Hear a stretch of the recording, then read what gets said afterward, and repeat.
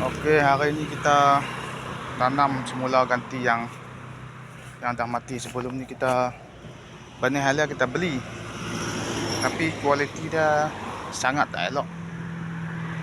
40% mati, 60% hidup. Sangat tak elok lah.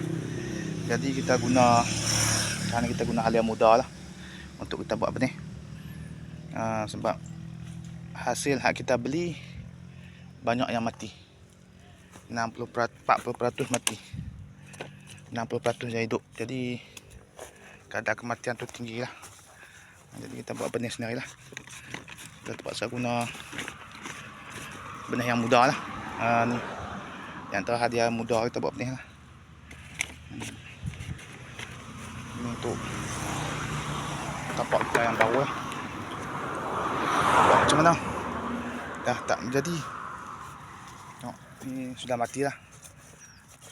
RM18 1 kilo. Mati macam ni lah. Jadi kita buat. Tengok, dia mati ni pun tak boleh hidup ni. Buang je. Macam ni sihat lah. Sikit je hidup.